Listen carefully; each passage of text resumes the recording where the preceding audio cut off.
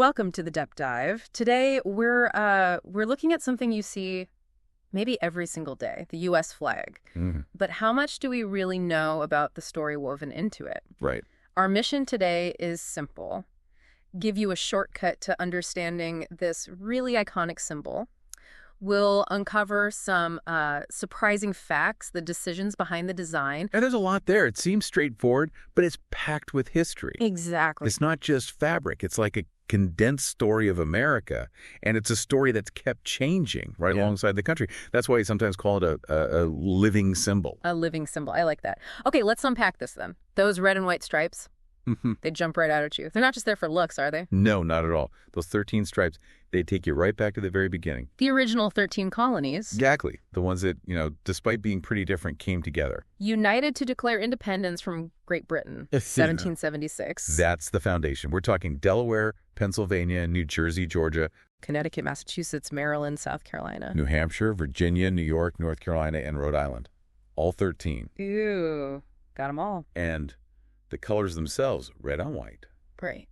They weren't just picked randomly. They carry meaning. Okay, tell us about that. Well, you have 7 red stripes and 6 white. The red often stands for valor, for bravery. Makes sense. Thinking about the fight for freedom. Right. The sacrifice involved. And the white. That typically symbolizes purity, innocence. The ideals the new nation was striving for. A clean slate, sort of. So it's like they inherited these ideas visually from earlier banners? Kind of, yeah. They built on existing symbolism to create something new but still connected. Okay, so the stripes tell that origin story. A radical idea, really, uniting like that. But you said it's a living symbol. So how does it show the growth, the expansion of the country? Well, that's where the stars come in. Right. That blue field in the corner, the Union. With all those stars, 50 of them now. Exactly. 50 stars for the 50 states we have today. And here's the key part. Each star is equal. It represents one state. Doesn't matter if it's huge like Alaska or, smaller like Rhode Island.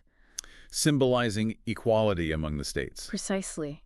It reinforces that idea of a united nation, every part playing an equal role in the whole thing. And they're white stars against that really deep blue. And that blue isn't just a pretty background either. It has meaning, too. Oh, yeah. Stands for vigilance, perseverance, justice. Core national values, really. So the blue holds it all together symbolically. You could say that. It represents that shared purpose, binding the individual states. Thinking about how it reflects the journey, it makes sense it wouldn't always look the same. Right. But just how much has it changed? Has it always had, stars and stripes? Well, the basic concept has been there since near the beginning, but the number of stars has changed a lot. How many times? Get this, 27 times. 26. Wow, that's a lot more than I would guessed. It really is. It perfectly tracks the country's expansion. The 50-star flag we know now, that only became official July 4th, 1960. Okay, so after Hawaii became a state. Right. Hawaii joined in 59. Before that, from 1912 all the way to 1959, it was 48 stars. 48 stars for a long time then. Yeah. And there was actually a brief moment in 1959, just for about a year, when it was 49 stars. After Alaska joined, before Hawaii. Exactly. So It's been quite the evolution. That's fascinating. And speaking of things people might not know, the story behind who actually designed the current 50-star flag, that's pretty amazing, isn't it? Oh, it's a fantastic piece of history. It really shows how anyone can contribute, So it wasn't some official committee or famous designer? Not at all. It was a high school student. No way. Seriously? Yep. Robert G. Heft, he was 17, living in Ohio back in 1958. Designed it for a history project. A school project ended up being the national flag. That's the story. And the best part, he apparently got a B- for it initially. A B? Yeah. But his teacher told him, kind of jokingly maybe, if Congress adopts your design, I'll change the grade. And then they actually did. 2 years later, his design was selected. President Eisenhower made it official. So presumably he got that grade changed. That is incredible. Imagine a B- project flying over the whole country. That really is something. It's a great reminder, isn't it? Definitely. Okay, so we've talked about the stripes, the stars, the colors, the changes, even the student designer. But let's pull back a bit. What does it all mean, like beyond the literal counts and colors? What does the flag represent fundamentally? Well, at its heart, I think it stands for national unity. Yeah. For freedom, for resilience. I can see that. It's a reminder, isn't it, of the fight for independence, the Yeah. sacrifices made by soldiers, by citizens throughout history.